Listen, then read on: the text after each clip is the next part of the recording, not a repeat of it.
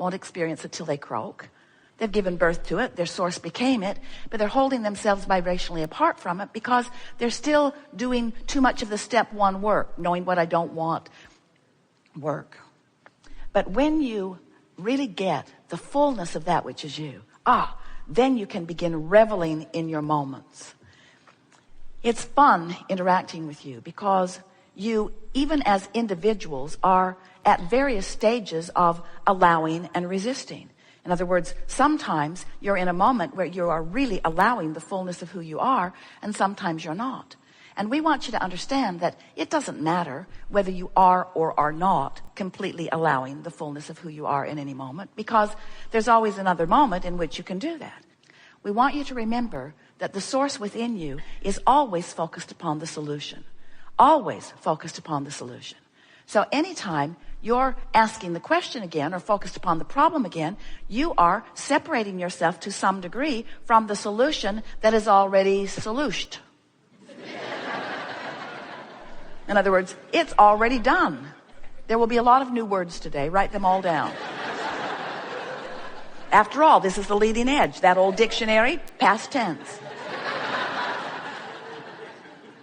So when you start utilizing the contrast of your physical life in the way that you really meant to, in this open-ended, eagerly and willing to participate in life at its fullest, out here on the leading edge, leading edge, on the leading edge, on the bloody leading edge. When you're out here on this leading edge, you're going to be offering a tremendous amount of expansion all day, every day. Every moment is producing some of it for you. And the better you keep up with it, the better you feel. But if you don't keep up with it, there's just going to be a joyous reunion when you do keep up with it. In other words, the solution feels good no matter when it comes. And you have the ability to always find the solution. You're calling the shots here. In other words, you are the creator of your experience. You are the creator of your experience. And you have so much resourceful source backup. You have the energy that creates worlds pouring through you, but you've got to be in a vibrational place that allows it to flow to you and through you in order for that to happen. So now you know everything we know. Have a very nice day. We've enjoyed this interaction immensely. In the spirit of time, never look back, never look back, never look back, never look back, never look back, never look back, never look back, never look back, never look back, because everything is forward, everything's in the vortex. That's who you are. And when you look back, you deprive yourself of who you are, and it doesn't feel good. And when you look back, you're defending, you're justifying, you're explaining, you're probing. In other words, the now is the richness. It's this now here-ness. We began last Sunday in Seattle by saying, we are extremely pleased that you are here. And we want to help you to feel the bigness of the here-ness, because here means the convergence of all that you are. And here, this powerful now where you meet you is all any of us have. But the thing that you are helping us to emphasize that is really a new leading edge understanding that you're resonating with is that when you are here in your physical bodies, in this time-space reality, in this room, having this conversation, and you are resonating in vibrational accord with the wholeness of who you are, then you allow who you are to be here with you too, no separation, no deprivation, here with you. And that's when you are feeling the fullness of who you are.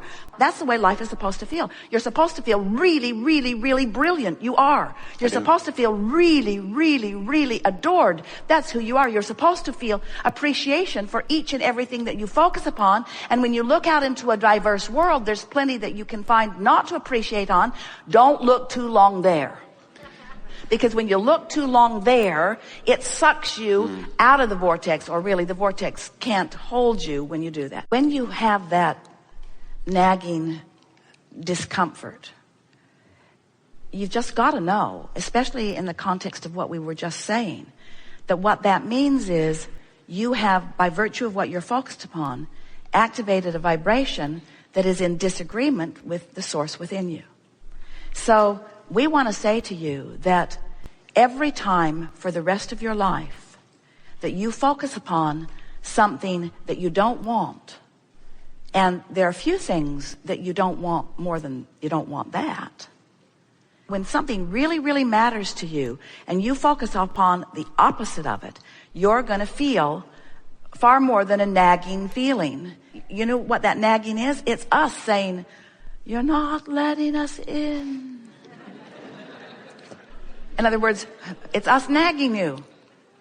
You're in a vibrational place which you have the free will to be in. You have the right to focus upon the exact opposite of each and everything in the world you want. You can start following conspiracy theories. You can start talking about economic doom and gloom. You can start looking at the corruption in government and the corruption in politics.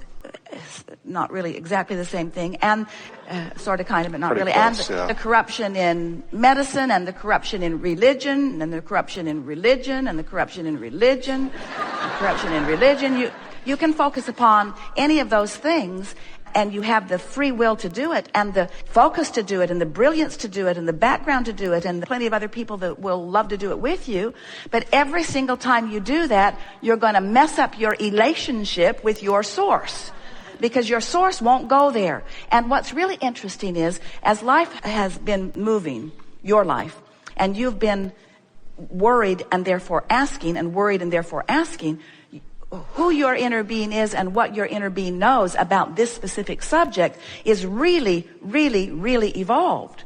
So that's why it gets worse instead of better if you don't figure out what you're doing and just go to the vortex where the worry doesn't exist. Because the longer you live, the more you ask, and the more you ask, the more you have to keep up, and the more you don't keep up, the worse you feel, you see. So sometimes people want us to say there's nothing to worry about, and there ultimately really is nothing ever to worry about. But we tease you when you ask us to pronounce you in a position where you don't need to worry, because that's not different from wanting a manifestation that makes you feel better. When you are dependent upon the in the moment change or manifestation of reality to feel good, as you go to the doctor and you get a confirmation that all is well for now. So as you get that in the moment confirmation that all is well, then that's a feeling response in response to the manifestation that you want. And so to ask anyone to give you reassurance is like asking for a manifestation to give you the reason to feel good, and it's backwards. Being in the vortex and aligning with the vortex is the solution that you are always looking for, period. It is the solution that you're always looking for. And you have the ability to go there now. You said you've been listening to us for a while. Do you believe that you are an extension of source energy? That's what we were talking about that worthiness feeling. So are you saying that no matter how much you focus and how much your focus affects your manifested reality, that still there is always a doubt that there's something that you will not be able to affect, or that there is some other reason that it's being affected that has nothing to do with you? In other words, so my thought is, maybe it's possible that I don't really create my own reality.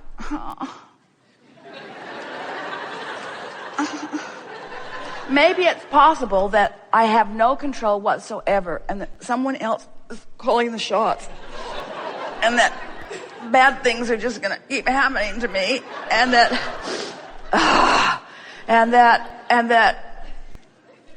life sucks and then you die.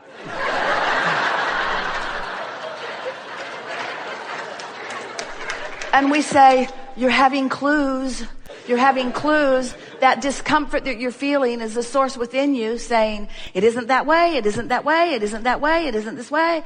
Come over here with us and know what you know. Be who you are, be all that you are. Allow the fullness of who you are. Let life breathe into you. Let love breathe into you. Everything's all right. It's getting better and better and better and better and better. And so don't you think it's nice when you can have some experiences where you're having some discomfort and you are able to bring yourself into alignment with who you are and what you really know, and feel the ease of that knowing, you see. There is nothing more delicious than to find a moment where, just a moment, where you know what you really know. Sweet relief when you know in this moment what you really know. And agony when in any moment you don't let yourself know what you know. And so we don't want you to be dependent on us to know what we know and to just keep talking about what we know so that you can hear what we know and what we know and what we know until you know it. But that's sort of what influence is what upliftment is. When we know what we know so unequivocally, and we know it as we're visiting with you so unequivocally, and we see who you are and where you're going unequivocally, it makes you know it too. But we can't know it so much that we can come over where you are and know it for you. You have to make the leap, you see. And that's what true creation is. That's where all the freedom is. Until you really know that, you're not free. Do you know how many people stand in dread fear of the very thing that you're talking about? Almost everyone is in some stage of resistance about that subject. And it really is time to get over it. It's time to take control of how you feel, regardless of the condition. And when you do, the condition will change every time. And the world will stand in amazement at what you have accomplished, because the world, for the most part, does not know that. Does not know that at all.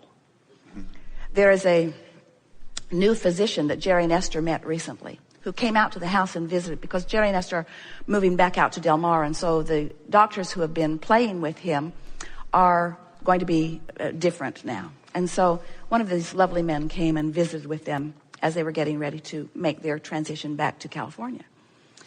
And he said to them, you know, I felt something when I met the two of you that I can't really explain.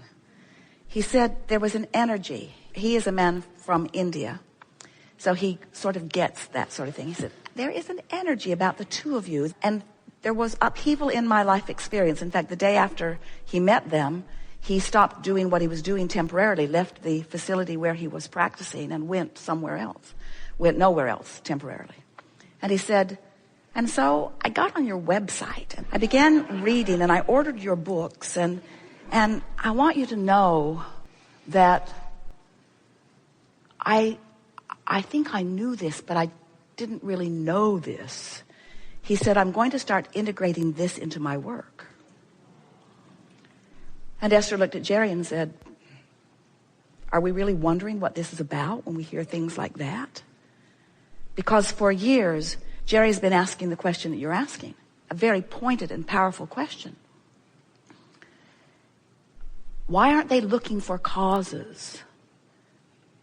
Because until we find the vibrational cause of something, we're nowhere. We're nowhere. The resistance just squirts out in another way and another way and another way and another way. Can't you feel the power of asking a question that is so big and all of the cooperative components coming into place? Because it's time for this physical world to free themselves of the bondage of the fear of what they think is uncontrollable relative to their physical body. Look at you. You could not be a healthier being. Everything about you is radiating well-being, and still, with all of this robust wellness, you are pinching off the power of your moment because of the possibility of what could come one day. And we say, give it up. Give it up. Start claiming the nowness of your well-being.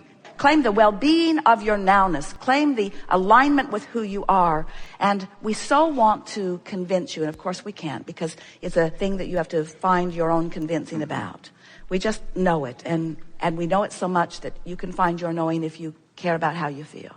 We just know that you have the ability, thought by thought, to come into full alignment with that knowing of who you are, and nothing less than that will ever feel good. You got no choice. You got to come into alignment with all you know, or you can't feel good. Period. Period, period, period, period, period. These emotional manifestations are all you have to reach for. An emotional manifestation now, then now, then now, then now, then now. And as you line up with who you really are now, and who you really are now, and who you really are now, and who you really are now, in that alignment, in that resourcefulness, in that balance of well-being, the manifestation has to follow that alignment. It just has to follow that alignment. It's law. It's law. We want to offer to all of you our appreciation for that which you are. This has been a very exhilarating experience for us. And you have been magnificently cooperative components to this leading edge of thought. Did you feel it? Did you feel yourself moving into new places of insight? And do you feel more at one with where you are? That is the most important thing that we are wanting you to take away.